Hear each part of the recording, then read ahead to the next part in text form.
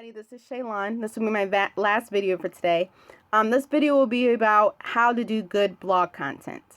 Alright, content is basically what you post about, what you talk about, what you know that gives your readers a reason to read it. Alright, if you have good content, you'll have a good following. If you have bad content, well then you might not have such a great following. Or you might have a following, but people who aren't really interested. Normally that will mean less likes.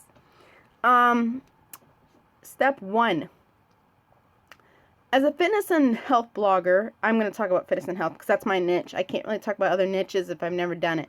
As a fitness and health blogger, it is very, very imperative that you make your own experience out of whatever you talk about, okay? Because our topics have been talked about millions of times, whether it's in magazines, videos, books, motivational speaking, seminars, events. Our topics that we use, such as why water is healthy for you, has been talked about a million different times by a million different people with a million different outlooks, okay? So if we're going to talk about that topic, that's okay, but you want to add your own experience, your own story, your own something to it. Because if not, the chances that somebody else wanting to read something that they've already read before or already know are very little.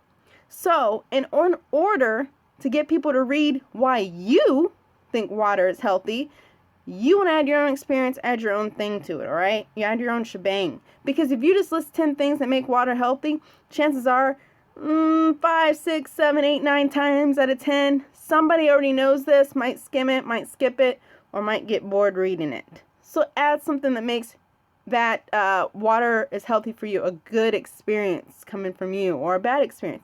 Make it something worth somebody's while, why they want to read this again, even if they read it 30 days prior to reading this, okay?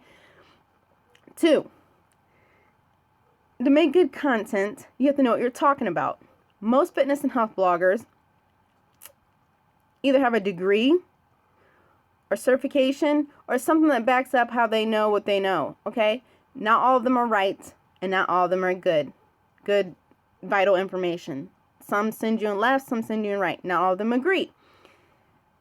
If you don't have either one of those, certification, degree, or anything, you can still be a fitness and health blogger, but you don't want to fool your readers into thinking that you're a qualified fitness and health blogger, that you're somebody who's actually doing the job and is able to speak on it, okay? You want to be honest. Just say, hey, I just started working out. I really love it. This is my take on whatever. If you're a professional in the field, you don't want to make yourself sound like you're the only way, because honestly, there are a lot of professionals in the field, strength and conditioning coaches, personal trainers, that disagree on the same topics or differing topics. Not everybody is going to agree on everything you say. So you don't want to fool people into thinking your way is the only way, unless it really is the only way. And if it is, it is. But if it's not, then make that a debatable topic. Find out what other people think. You know what I mean? Make that into a crowd question. So that's 2. Don't lie to your readers or your audience. If you're going to talk about something, talk about it. And if you know it, then you know it.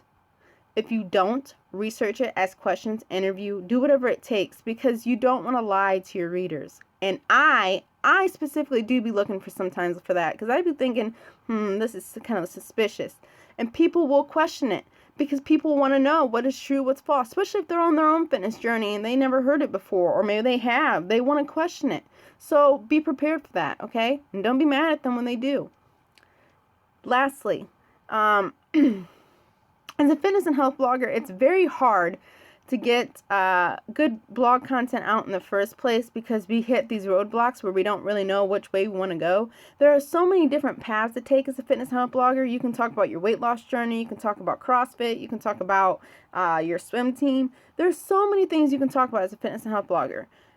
For me, I talk the general thing. I don't really have a specialized yet. Not necessarily, maybe I never will, maybe I will, who knows. But I'm kind of in general. It's a lot easier for me to be in the general category. For somebody who's a swimmer, maybe they just want to talk about swimming, and that's okay. It's going to be harder to get followers because not everybody's a swimmer, but it doesn't mean you can't. You could become the best swimmer blogger ever. So don't not do it just because I'm not doing it, okay? pick a path, whether it's general fitness and health, whether it's mental health, whether it's CrossFit. Pick a path and be consistent. If you know that path is only going to give you 2 good posts, it probably isn't a great idea, just because it might end up being kind of all over the place. Pick a path that you know will lend a hand. Whether, the path leads you for 2 or 3 months with good following, or 4 or 5 months, but you want to pick a good path. You can pick 2 or 3 paths if you want. Usually you'd put that in the About Me section, or tell people what your blog is about so that people don't get lost, okay? So to make good blog content, or a fitness and health blogger, pick a path, because there's so many. And pick one that you know is going to strengthen your blog and you can talk about, okay? Don't copy off everybody else. If you don't do CrossFit and you're writing about it, you need to know what CrossFit is, okay? You can't just pick that path just because you saw it on TV. You got to have some kind of knowledge base in there. You got to have something.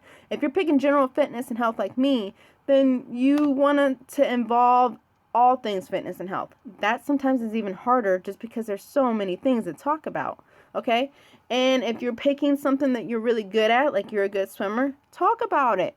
But you want to pick a path that you can relate to, or that you know you can write about and you're very confident about, okay? So those are the 3 top things I can think of that makes good content. There are a lot of different ways that make good content, but for a fitness and health blogger, I think those are the 3 main. Maybe in the next video I might go over some other things if I miss some things, but I think for the most part this should be able to kind of kickstart you off in the right direction. So yeah, hopefully you guys enjoyed the video.